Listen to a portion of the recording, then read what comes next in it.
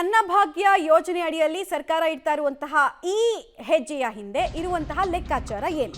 ಅದಕ್ಕೆ ಸಂಬಂಧಪಟ್ಟಂತಹ ಡೀಟೇಲ್ ನೋಡ್ತಾ ಹೋಗೋದಾದ್ರೆ, ಕೇಂದ್ರದಲ್ಲಿ ಅಕ್ಕಿ ದಾಸ್ತಾನಿದೆ ತಗೊಳ್ಳಿ ಅಂತ ಪ್ರಹ್ಲಾದ್ ಜೋಶಿ ಅವರು ಹೇಳಿದ್ರು. ಪ್ರತಿ ಕೆಜಿಗೆ 29 ರೂಪಾಯಿ ಅಂತೆ ಅಕ್ಕಿಯನ್ನು ಕೊಡ್ತೀವಿ ಅಂತ ಜೋಶಿ ಅವರು ಹೇಳಿದ್ರು. ಈಗ ಕೇಂದ್ರದಿಂದ ಅಕ್ಕಿ ಖರೀದಿಗೆ ರಾಜ್ಯ ಸರ್ಕಾರ ಮುಂದಾಗ್ತದೆ. ಬಿಕಾಸ್ ಮಾರ್ಕೆಟ್ ವ್ಯಾಲ್ಯೂ ಕಂಪೇರ್ ಮಾಡಿದ್ರೆ ಇದು ತುಂಬಾ ಕಡಿಮೆ, ಚೀಪರ್ ರೇಟಲ್ಲಿ ಸಿಗುತ್ತೆ ಅಂತ.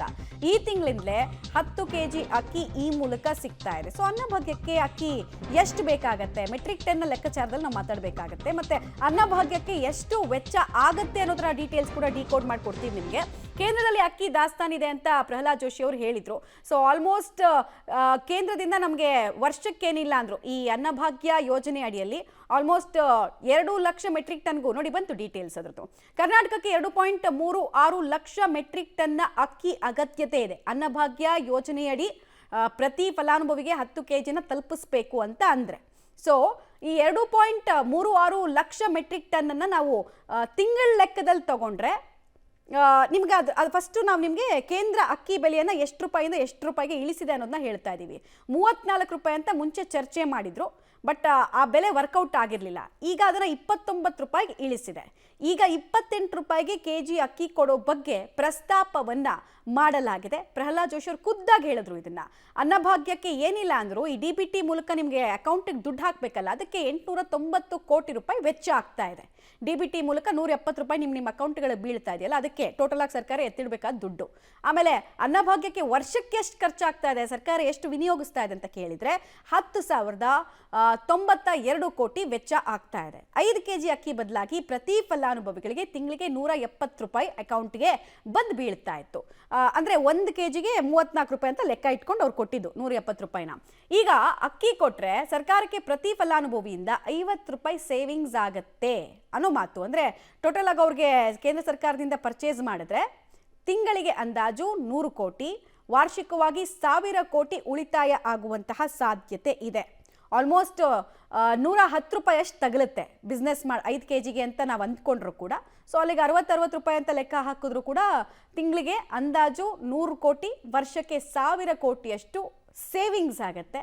ಬಹಳ ದೊಡ್ಡ ಮಟ್ಟದಲ್ಲೇ ಈ ಥರದ್ದು ಎಲ್ಲ ಯೋಜನೆಗಳಲ್ಲೂ ಕೂಡ ಎಫೆಕ್ಟಿವ್ ಆಗಿ ಕಾಸ್ಟ್ ಕಟ್ಟಿಂಗ್ ಮಾಡಿದ್ರೆ ಈ ಎಕ್ಸ್ಪೆಂಡಿಚರ್ ವಿಚಾರದಲ್ಲಿ ಸರಿದೂಗಿಸೋಕೆ ಸಾಧ್ಯ ಇದೆ ಅಂತ ರಾಜಸ್ವ ವಿಚಾರದಲ್ಲಿ ಡೀಟೇಲ್ಸ್ ಕೊಡ್ತಾರೆ ರವೀಶ್.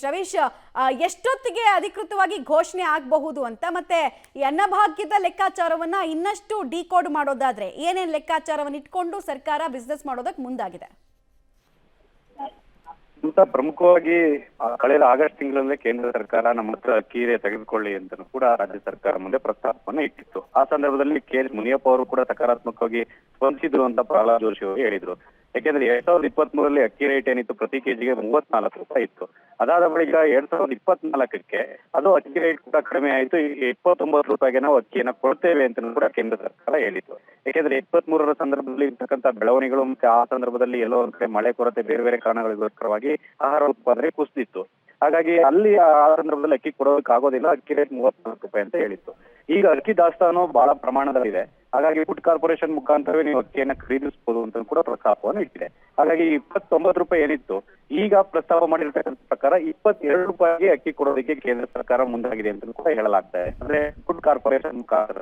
ಆ ಕಾರಣಕ್ಕೋಸ್ಕರವಾಗಿ ಫುಡ್ ಕಾರ್ಪೊರೇಷನ್ ಈಗಾಗಲೇ ದಾಸ್ತಾನು ಕೂಡ ಇರತಕ್ಕಂಥ ಹಿನ್ನೆಲೆಯಲ್ಲಿ ಆ ಒಂದು ರಾಜ್ಯ ಸರ್ಕಾರ ಅಕ್ಕಿಯನ್ನ ಖರೀದಿ ಮಾಡೋದಕ್ಕೆ ಈಗ ಮುಂದಾಗಿರ್ತಕ್ಕಂಥದ್ದು.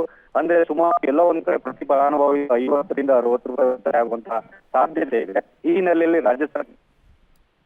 ಓಕೆ, ರೈಟ್, ಧನ್ಯವಾದ ತಮ್ಮೆಲ್ಲ ಮಾಹಿತಿಗಾಗಿ ರವೀಶ್. ಸೊ ಅನ್ನಭಾಗ್ಯ ಯೋಜನೆಗೆ ಸಂಬಂಧಪಟ್ಟಂತೆ ನಾವು ಲೆಕ್ಕಾಚಾರಗಳನ್ನು ಹೇಳ್ತಾ ಇದ್ದೀವಿ. 1 ಕೆಜಿಗೆ ಎಷ್ಟು ಬೀಳುತ್ತೆ ಮತ್ತು ಎಷ್ಟು ಉಳಿತಾಯ ಆಗುತ್ತೆ ಅಂತ ಹತ್ರ ಎಲ್ಲ ಸೇರಿಸಿ ಖರ್ಚು ವೆಚ್ಚ ಎಲ್ಲ ಸರಿದೂಗಿಸಿದ್ರೆ 60 ರೂಪಾಯಿ ಅಷ್ಟು 1 ಕೆಜಿಯಿಂದ ಸೇವ್ ಮಾಡಬಹುದು ಅನ್ನೋದು ಲೆಕ್ಕಾಚಾರ.